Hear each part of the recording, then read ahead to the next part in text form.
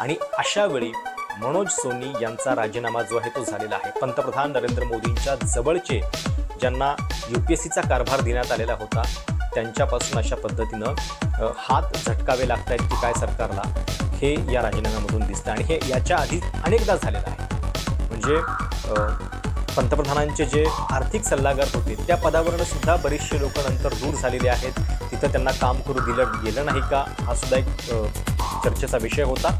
आणि आता UPSC चेअरमनच्या बद्दल हे असं घडताना दिसतं। UPSCच्या अध्यक्षांनी राजीनामा दिलेला आहे। पूजा खेडकर प्रकरणावरून UPSCच्या कारभारावर प्रश्नचिन्ह निर्माण झालेलं असताना आणि एकापेक्षा एक धक्कादायक गोष्टी या संपूर्ण व्यवस्थेबद्दल समोर येत असतानाच UPSCच्या अध्यक्षांचा हा राजीनामा आलेला आहे। अर्थात हा राजीनामा अद्यापही सरकारनं स्वीकारल्याच्या बातम्या नाही आहेत। सोबत हे पण सांगितलं जातंय की या राजीनाम्याचा आणि या कॉन्ट्रोवर्सीचा संबंध नाही आहे। UPSCचे अध्यक्ष मनोज सोनी यांनी जून महिन्यामध्येच हा राजीनामा देऊ केलेला होता। त्याची काही पर्सनल कारणं आहेत असं सांगितलं जातंय। पण एक लक्षात घ्या की देशातल्या एका प्रतिष्ठित संस्थेच्या विश्वासार्हतेवरती प्रश्नचिन्ह निर्माण झालेलं असताना आणि या सगळ्या संस्थांवरती नेमणुका नेमक्या कशा पद्धतीनं होत आहेत याचं एक उदाहरण या UPSC अध्यक्षांच्या नियुक्तीनं आणि राजीनाम्यानं आपल्याला पाहायला मिळेल। मनोज सोनी हे UPSCचे अध्यक्ष होते।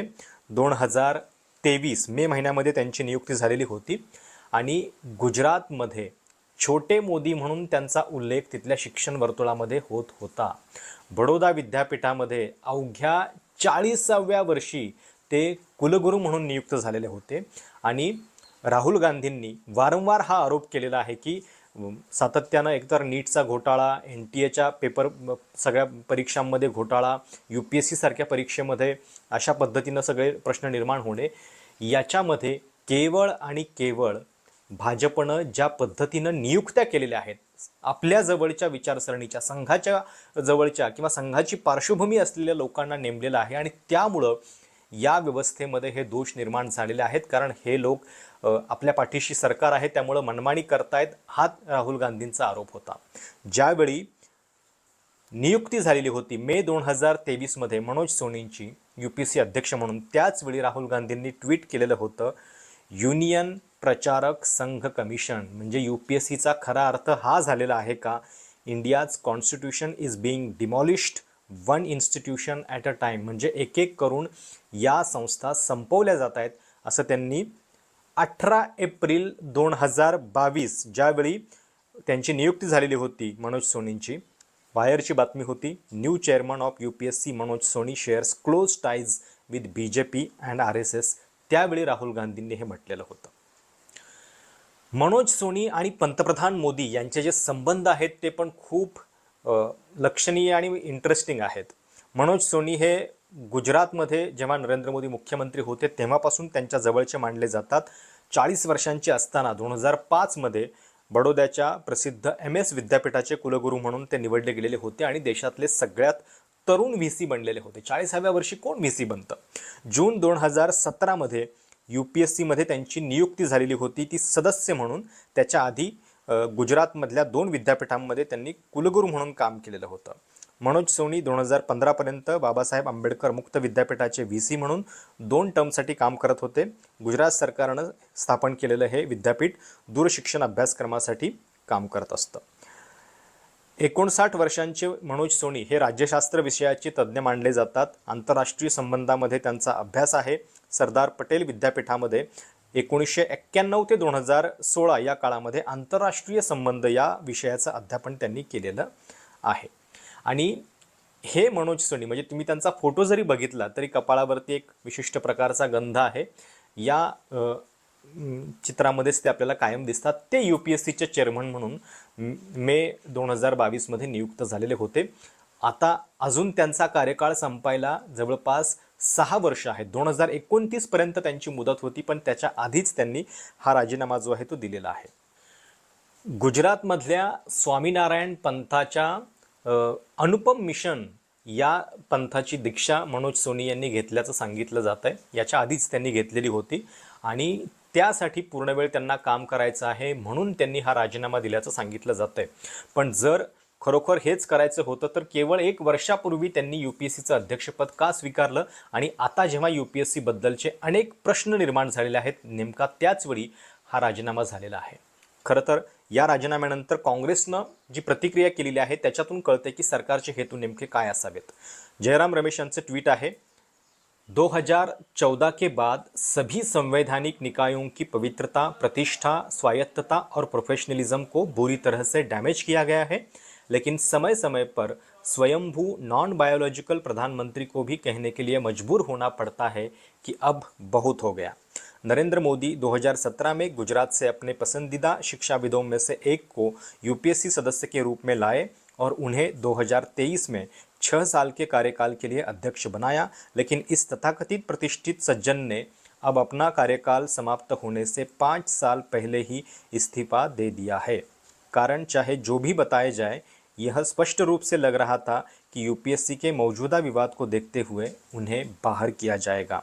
ऐसे कई और व्यक्तियों ने सिस्टम को आबाद किया है. उदाहरण के लिए NTA के अध्यक्ष अब तक इससे अछूत क्यों हैं.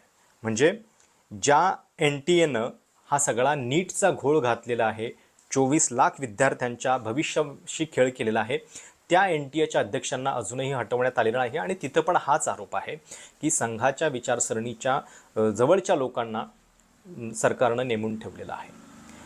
UPSCच्या एकूण परीक्षेमध्ये गेल्या काही वर्षांपासून ज्या पद्धतीच्या गोष्टी ऐकायला मिळत आहेत, म्हणजे एक संकल्प IAS म्हणून देखील एक संस्था आहे, त्यांचे विद्यार्थी गेल्या काही दिवसांपासून उत्तीर्ण होण्याचं प्रमाण वाढलेलं आहे आणि या संकल्प IASच्या अनेक कार्यक्रमांना, त्यांच्या लेक्चर्सना भाजपचे नेतेसुद्धा गेलेले आहेत. हा काही केवळ योगायोग समजायचा का, हा देखील याच्यातला प्रश्न आहे.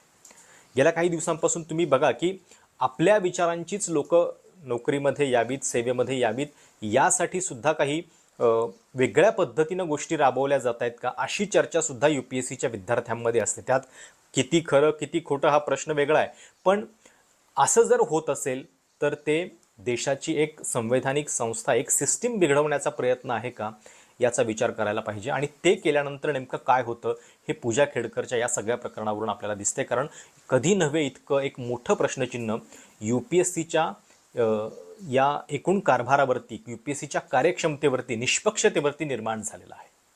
पूजा खेडकर प्रकरणामध्ये खरं तर आता UPSCनं FIR दाखल केलेली आहे, चौकशीला सुरुवात झालेली आहे. पण त्याच्यामध्ये पण एक लक्षात घ्या की केवळ नियमापेक्षा जास्त अटेम्प्ट दिल्याचाच उल्लेख UPSCच्या निवेदनामध्ये आहे. याच्यामध्ये UPSCच्या सुद्धा काही दोष आहेत. UPSCनं मुळामध्ये पूजा खेडकरसारखी व्यक्ती सिस्टीममध्ये इतक्या सहजपणे एंट्री कशी काय करू शकते, तिच्या दिव्यांग प्रमाणपत्राबद्दलचे जे इश्यू आहेत त्याची नीट पडताळणी का नाही झाली, आणि इतक्या दिवसांपासून जर तिला बोलावून ती येत नाही आहे तर तिला ही मुभा नेमकी कशी काय दिली गेली, हे सगळे प्रश्न याच्यामध्ये आहेत. त्यामुळे UPSC असेल, DOPT असेल, हे या प्रश्नांपासून दूर जाऊ शकत नाहीत.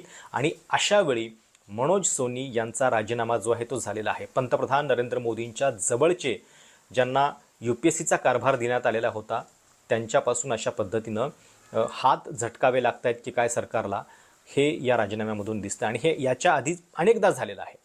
म्हणजे पंतप्रधानांचे जे आर्थिक सल्लागार होते त्या पदावरनं सुद्धा बरेचसे लोक नंतर दूर झालेले आहेत. तिथं त्यांना काम करू दिलं गेलं नाही का, हा सुद्धा एक चर्चेचा विषय होता.